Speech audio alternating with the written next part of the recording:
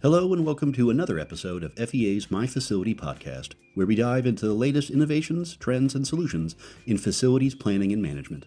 We will bring you conversations with industry experts, innovators, and thought leaders to help you navigate the challenges and opportunities in managing your facilities. At FEA, we're committed to building excellence where we live, work, and play. So if you're looking to stay ahead of the curve and improve your asset management strategy or facility financial planning, you're in the right place. So let's jump in and unlock the secrets to smarter facility planning in today's episode. Welcome to FEA's My Facility podcast. I'm Laurie Gilmer, and today I am joined by my good friend, Bill Conley. Bill has more than 40 years of experience in the facility management profession and has been a proponent of sustainability and sustainable operations for over 25 years. This is actually how I know him.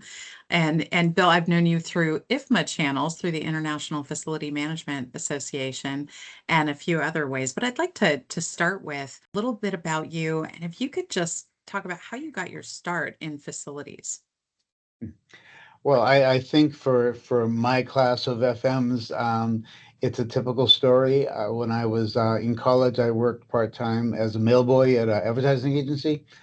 During the summers, I would work full-time. I inherited overseeing the janitorial, elevator repair, window washing, roof repair. Basically, as a mailboy, quote unquote, I was the facility manager there. When I moved to California to write the Great American Novel and work in Hollywood writing screenplays, that didn't work out too well. So I fell back on what I knew, which was again facility management before it was termed as such, and I've worked my way up, through IFMA and through my different buildings, learning as I go, learning through IFMA, taking educational classes and stuff. And I found that I really, really enjoy facility management. I enjoy helping people. I enjoy doing good things, even though it's sometimes a thankless profession. But it's kept me fat, dumb, and happy over the years, and that's good. How about sustainability? Can you talk about your interest there? What sparked that interest in sustainability? Yeah, that's an interesting story. When I worked for my prior company before where I work now, um, the CFO, the Chief Financial Officer and Vice President of the company, had his wife had a very compromised immune system. Okay, so we were in a facility in Costa Mesa, California, and next door to it was a twin facility, and because we were expanding so much, we decided to build out in that facility. But because of his wife's immune deficiency, we wanted to make it chemical free. No VOCs, no chemicals. I think it was probably before green cleaning became a big deal. But then as we talked with our architect and our consultants, we decided, okay, if we're going to do that, then why don't we go the full route? So we added 100 skylights, we had a clear story, we had an atrium with live trees. Um, so we made it a green building. This is way back when, I think even before USGBC made its big splash. But the benefits of it were, the financial benefits of it were, we had an indirect direct gas evaporative chiller. The only electricity it used was for the ignition. Everything else was gas. Um, Again, it was a twin building. It was what we called the cave versus the lit building. We saw a 42% decrease in absenteeism based on, again, both buildings and people who had transferred over. We saved about $300,000 a year on electricity because we we're not using it for the chillers. The financial and personnel benefits um, really showcased, how sustainability worked and how successful it could be. So from then on, everywhere I went and everywhere I go, I just talk about it because A, it helps people. B, it helps the company because it saves money. And C, of course, we're saving resources. So it was happenstance more than anything else. Started out small and it just snowballed up into a very, very, very nice project. I'd forgotten about the phenomenal success you've had on that early project. That is amazing. So your current facility, you've been there since about 2014, 2015. 2015, yes. Yeah. What, when you started there, what issues, projects, challenges, what did you see there that you needed to take on? Well, the first thing I noticed when I took over here as a facility manager was the cost of our electric bills. In September of 2015, when I started, we paid $93,000 that month for electricity. And I said, "Well, this something's wrong here." So we started investigating. I found out they were running the HVAC 24/7. They had a building automation system, but nobody used it. Nobody knew what the password was to get into it. Um, there are a lot of things that I saw that had just been neglected. You know, every facility manager has a focus, okay? A lot of times it is not necessarily on the maintenance and operations. A lot of times it's not necessarily the focus of the energy or the cost. It all depends. When I came in, because of my background, sustainability, that's the first thing I looked at. So, so in September of 2015, our electric bill was $93,000. In September of 2025, our electric bill was $25,000. So, over a 10-year period, and obviously the impact was much sooner than that, but I'm just comparing that 10-year difference there. So that's the first thing. And then we went farther. I introduced LED lighting here, and again, sold it not only from a financial benefit, but also from the fact that eliminates glare. We could fine tune and customize how we did the lighting in areas. How many foot candles you needed at a desk versus a computer room versus the conference rooms and stuff like that. So it was a lot easier to make the workplace more productive and more comfortable for people. So, and then it just keeps going. Whenever I see something that, especially the way facility management is evolving right now and the way sustainability is evolving right now, there's always something new that you can do, balance versus how much it's going to cost you. You know. Mm. Yeah. Yeah, I love, good point. The other thing I think that you saw with the cost decreasing is even as energy costs overall have been increasing, you're still paying phenomenally lower what you were paying originally. So there's different facilities that you manage around the country. The one that you're talking about right now is the California one, the Southern California one, but Right. you've got facilities sprinkled around the US. How do you approach, or what is different about how you approach those facilities, or do you take the same approach everywhere? Well, I try and take the same approach everywhere, but each facility is different. My facility here is mixed use. I've got warehouse, I've got administration, I've got labs and stuff like that. One of my buildings is 400,000 square foot of warehouse and 100,000 square foot of office. So I can't do Energy Star, because the warehouse skews the whole equation. I'm trying to put a sub-meter in where I can separate the office building from the warehouse so I can better measure, our usage. We've, done everything that I can think of, LEDs, changing out the systems, scheduling and all that good stuff. So a lot of the things that I did here at our headquarters building, I've tried to implement out in our other facilities. Now, we only really own 3 facilities. The rest of our facilities are leased. So dealing with the property manager is another situation where you really, really have to explain what they want to do, especially, you know, if it's on the exterior of the building, heat islands, stuff like that you really have no control over. So it is definitely a challenge. Plus, there are different issues too. There are different compliance issues as well. California is a lot stricter, let's say, than Georgia or North Carolina or Alabama. So there are things here that I have to do that I try and do at other places, but it's a tougher sell because it's not mandated, you know. Mm. Um, but yeah, I try and implement. And again, um, all my staff understand that really we want to save money, we want to save energy, we want to conserve resources, but our main focus is people. In fact, I think I told you this, but um, when I was interviewing for the facility manager job out in one of my other facilities, all the candidates, I asked them the same question at one point or another, saying, what's the most important part of facility management? Only one of them answered the people, And that's the person I hired because that's how I feel. Now, I can't speak for all facility managers, but for me, taking care of the people is the most important part, and everything else is great. It's a benefit, but it's ancillary. Mm. And the people are the most expensive things in the building, in most buildings as well. So there's there's a financial reality to that and meeting the mission of the facility. Yeah, well handled. As you're so thinking about sustainability goals and resources and different priorities, whether they're mandated or they're ones that you've developed for the company, how do you balance your goals with competing priorities and with those budget realities?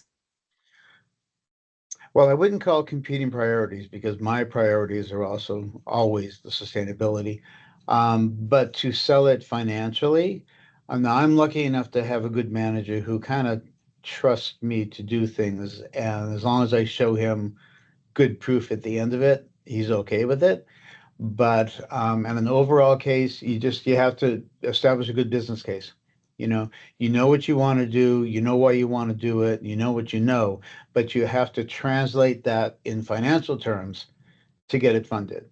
Because as much as upper management um, likes their people and knows they want to take care of them, stuff like that, the bottom line is basically the bottom line. Mm. That's what businesses are in business. So you just have to establish a good business case. The LED conversion we did, we showed a cost savings almost immediately. What I did with our scheduling and our HVAC systems and stuff like that, we showed benefits almost immediately. That's what they like to see. So you build that credibility, you know. And the other thing about promoting sustainability, I mean, it's a winning proposition. You're saving money, you're saving resources, you're helping the quality of life of your employees and stuff like that. But it really promotes the facility manager as a progressive thinker who's really looking forward to the future.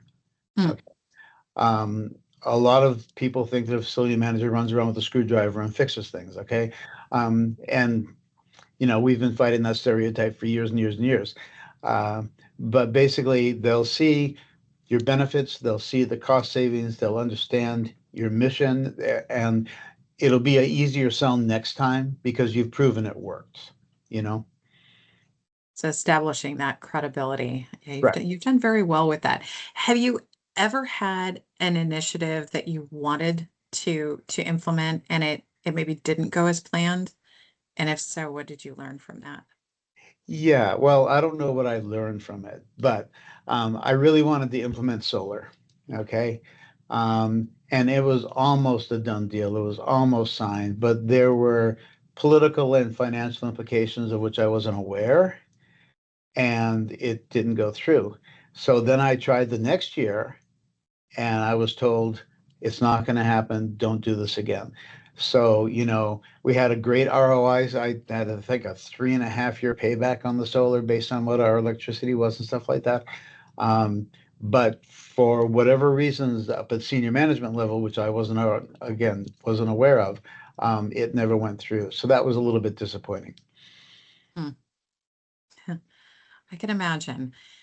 So moving over to your Southern California facility where you've had great energy performance for a number of years and you've received the Energy Star annually for several years in a row. What was your motivation in pursuing that? Well, going back to that major energy bill back in September 2015, I obviously wanted to start tracking costs, and seeing, okay, are we making a difference? So we created a spreadsheet, my facility coordinator and I. So we started tracking usage and cost. Then with help from outside consultants, we got energy utilization indexes, we got square foot costs and stuff like that. So we started creating this, and then as I looked at it over the first couple of years, saying, well, we're doing a really nice job here. Let's see how we rank up versus Energy Star. So again, using outside consultants, we went through the Energy Star process. I think first year we got a 77. This year we got an 89. So even though we made a lot of changes initially, we're still little by little incrementally making a difference, So, but again, I just figured why not try, Um, that's why I got involved with LEAD way back when, just to learn different things, to understand, the full holistic scope of sustainability, and not as it relates to facility manager per se, but overall, because FM is a holistic discipline, there's the ripple effect, and every action has intended and unintended consequences. We always have to be aware of that, and sustainability is no different. So very true. Thinking about sustainability and this journey you've been on to improve and weighing the different impacts, what project has delivered the greatest impact that you've seen, and why?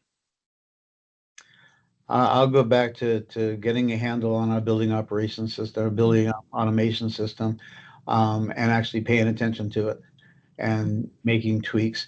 Another thing we did that was interesting, we put in sub-meters at our main panels, to measure energy by building and also by our data center and our central plant. And as we watched that, we looked for anomalies. This is how I sold the LED lighting. We noticed at 7 o'clock in the morning in the warehouse, energy went through the roof. And that was when they turned the lights on. So I figured, look at this spike every day. We can mitigate that, and that's how I sold the LED change out, because I said we can save a lot of money if we just go with the LEDs. So, so that was kind of fun. That was kind of interesting too. So we do still check and look for anomalies, and if there is an anomaly somewhere in the energy usage, we go and try to research and find out why. So does that answer your question? It does. It does. And I love that you were watching for a spike. I don't, it's one of those tools that I think not everybody looks for, but many of us have the opportunity to look at the data and the information. And it's pretty straightforward. If you can see a spike in the morning, then Yeah. it might inspire that question. I love that you did that. So moving over to, I'm going to go back to California. You're in a state that has mandatory requirements for the reporting of energy and emissions, or it's the building energy performance standards that are broadly speaking. And we've seen an increase of implementation of them across the US, whether we see them in several states, mostly in the East and the West Coasts, a little bit in the middle. Sometimes we see it by state, sometimes we see county and city. Where you live, it's more of a California set of requirements to report. Right now it's reporting, and then there's greenhouse gas emission reduction, reporting and then reduction requirements are coming. How are you managing that? How are you managing that compliance and then that reduction plan? Well, luckily, we've been tracking our energy usage and water usage and waste for years. Okay, so we have all the information, and then we have the energy source. We have that information. So all it really means is translating that information to the format that the state wants. And again, we're lucky enough to have good consultants that help us do that. They help us track our greenhouse gas emissions. We know our scope 1 and 2. Sooner or later, we're going to have to wrestle with scope 3, but I haven't gotten there yet. But luckily, we do have outside help. I've always understood my limitations. I know what I can do and what I can't do, and I'm never hesitant to ask for outside help should I need it. So it's a fairly easy fix. A, because we have the information, and B, because we know the right people who can put it in the right format to satisfy the state requirements. Excellent. Excellent. I think you'll have some good stories to share with others who are challenged with their compliance needs, just Yeah. getting arms around. I'm going to shift us over to thinking about the people side and how you're engaging people. How are you engaging decision makers? You talked a little bit about establishing credibility through performance, but you've also got your team, you've got the occupants in the building, all needing to play a part in sustainability efforts to one degree or another. How do you engage them? One person at a time. Yeah. Now my staff gets it. IFMA has the SFP, Sustainability Facility Professional. One of my staff members already has that. I've got another one studying for it. They understand sustainability. They understand taking care of people. Now, out on the floor, it's a little bit of a tougher sell because the only time they notice we're not doing something right is when things go wrong. You Okay. know, really, it's like the million plates you ship to China. You ship a million plates to China, one gets broken. What do you hear about? You hear about the broken one. Um, we've tried recycling here. It really hasn't taken yet. It needs a lot of education and it needs a lot of buy-in. Um, but when people are comfortable and happy, we go, hey, how are you? Fine. That's great. We don't get that many too hot, too cold complaints, which is great because that's really the number one complaint that facility managers usually run into. Um, it's sort of a no news is good news type thing, you Yeah. know. Well, I mean, really, it is, we try and impart upon people, but they don't care about our electric bill and they don't care about our waste diversion. What they care about is coming in, being comfortable, doing their work and going home. I wish I could find a solid case study talking about how sustainability improves productivity, improves bottom line. I know it's out there. I'm a qualitative person, so I say, yes, it's true, but people want quantitative proof, and I have not been able to find that yet. I wish I Mm. could, because I feel that the more comfortable and healthy that people are, the more productive they are during the workday. Climate risk and resilience. Those are big words that are talked about a lot in certain circles. How are those shaping business resilience? Is probably the maybe the phrase of choice that we're using these days. How is that shaping your facility strategy today? Well, climate risk is we're doing the best we can by, our little piece of saving the environment by, resource conservation and stuff like that. Company resilience, I think we're ahead of the curve in that we're doing everything we can to, make the company less reliant on stuff. Um, it's really hard to say because facilities is, as I mentioned before, kind of a outside the box job. Everybody's concerned about making money and making the bottom line work, and facility management, we're only there and when something goes wrong. Yeah. Um, Now we've got our business continuity plan and all that good stuff from that side for resilience. But as for the company meeting the challenge of climate change and stuff like that, we're doing the best we can is probably very little. Well, not very Mm. little, something, it's a contribution, but what if it's a pebble in a pond? Hopefully the ripples expand. I was going to say that the pebble in the pond, you could be the pebble in the pond. You do have a really great resilience strategy. Your business continuity plans, at least some of the efforts that I know of, um, definitely speak to that overall resilience.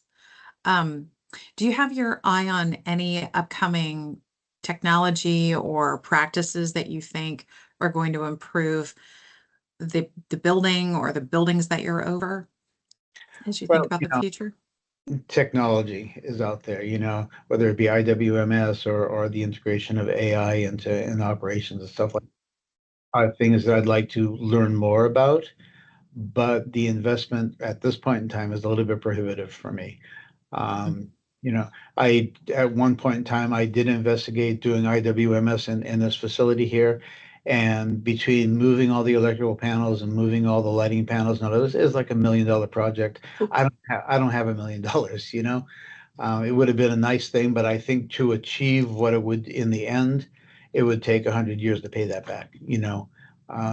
Because it's an older building, so a lot of the electricity, the way it's laid out, was not conducive to a good IWMS system. You know, Mm. I wanted to tie the lighting in with the air conditioning and that sort of thing. Um, so I'd love to do something like that. And again, AI, the sensors they're putting on equipment and stuff like that, sounds great. I'm a little bit wary of AI still, but again, there's the cost factor. I would have to sell to upper management that, yes, investing this money for this technology is worth in the long run. And right now, I don't have the bandwidth to know that. I hear you. Making that business case is also an incredibly important part of what we do in facility management. So moving on to our last question. What advice would you give to other FMs who need to get their arms around energy reduction, emissions reductions, implementing sustainability practices? What would you recommend they do? Well, it depends on how altruistic they are.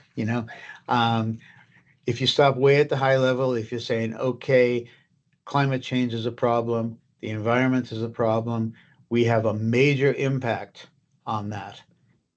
Between the energy we use and the water we use, I think commercial industry is about 37% of all electricity used in the United States or something like that. We can make little by little make a major impact. Um, but sustainability is a winning proposition. Okay, it's years ago they said, oh, it's way too expensive to do this, that, and the other thing. It's a winning proposition in that it conserves resources, which saves you money, which helps the environment. Um, what you do in the building helps your people, and going the sustainable route and being progressive in that degree really enhances your credibility and makes you a more valuable professional. You know, people who are going the way things were 50 years ago are not going to succeed. Well, they're probably retired by now anyway. But you have to be looking to the future, and the future really is a sustainable future. That's the trend. So my suggestion to any FM who doesn't understand that yet, or who is still learning the ropes on that, um, it's great for a number of things: the environment, the people, the economy, but also the FM himself, herself, themselves, um, because it really establishes you as a person who cares, but who can contribute and benefit the company. Mm. It shows that value. Whereas before we are running around with screwdrivers, now we're defining corporate culture by saying, hey, we're going in this direction and look how it helps, bop, bop, bop. So that would be, off the top of my head, that would be my first advice. Mm-hmm. Very good. Well, Bill, thank you so much for your time in this interview today. I really appreciate you being a guest on FEA's My Facility podcast. And with that, I will say thank you, and we will be posting soon. So watch out for that lovely experience on LinkedIn. Okay, and thank you for the opportunity to espouse my little cause too. I appreciate that. Absolutely. This is what we do. And with that.